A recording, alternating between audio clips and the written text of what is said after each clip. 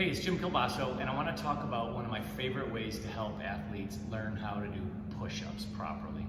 A lot of athletes simply can't do really good push-ups. They don't have the upper body or core strength to do even one, sometimes, good push-up, let alone multiple good push-ups.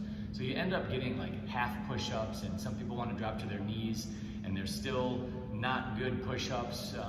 People can't really engage their core. They can't keep their body, in a straight line. They don't have the strength to get back up, and it ends up just not looking very good. And as a consequence of doing a lot of bad push-ups, people aren't able to ever do good push-ups. So you'll see all sorts of inefficient ways of people doing the push-ups, and because they're never doing them well, they just never get good at doing them correctly. So something that I use a lot is a negative push-up, or just working on the eccentric portion of a push-up. We know that eccentrically we're about 120% stronger, or 20% greater strength on an eccentric contraction than we have on a concentric contraction. So doing a negative push-up is basically just taking advantage of that additional strength. And over time, it allows athletes to develop strength through a full range of motion, maintaining better posture until they're able to do better positive or concentric push-ups. So the concept is pretty easy, and a lot of times you as a coach can do them along with the athletes so that they can watch you and maintain the same speed or the same pace that you have.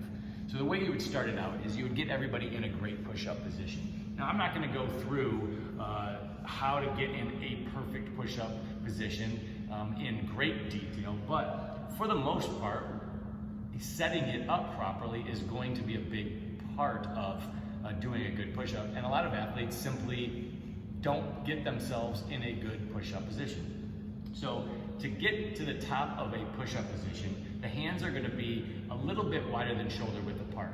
But I see a lot of athletes put their hands really, really far apart, and then they can't really bend their elbows as they get down because it's just an awkward position. So the hands are going to be just a little bit wider than shoulder width apart. I'm going to turn to the side so you can see. Now the hands should also be directly under the shoulders or slightly behind the shoulders, like you can see here. A lot of athletes, however, will do their push-ups and their hands are out in front of them, and then they can't go up and down because they just simply can't go through the full range of motion. So the hands are going to be slightly behind the shoulders or directly under the shoulders. They should be able to maintain a straight line in their body from their ankles up through their head. A lot of athletes will put their heads down, or they will sink down at their hips, or put their hips way up in the air. So you want to get them to be able to at least hold a proper push-up position at the top. If they can't do that, then that's a great starting point. From here, though, the negative push-up is basically just doing the eccentric portion of a push-up. So you would start at the top and have them lower at about a 5 count. So they would go down in 1, 2, 3, 4, 5. Now the key is at the bottom, the first thing to touch would be their chest. So my hips are still off the ground and my thighs. Once they get down here, you quickly roll back up, reset, and then down in 5, 4, 3, 2, 1. Roll back up, hold, down in 5, 4, 3, 2, 1. Only chest on the ground, roll back up, hold, and you would do as many as you would like to do in that set. Usually 5 to 10 negative push-ups are enough for athletes who aren't able to do real good push-ups doing the concentric portion as well.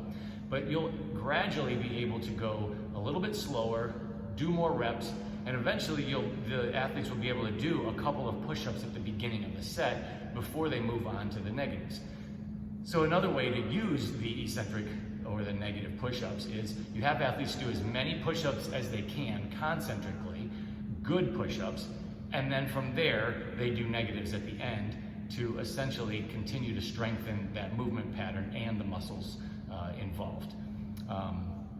So if I could only do 1 or 2 good push-ups, so So maybe I can do one real good push-up, but after that, I just can't get all the way back up. Okay, roll yourself back up, and then do just the lowering portion of the push-up to get stronger.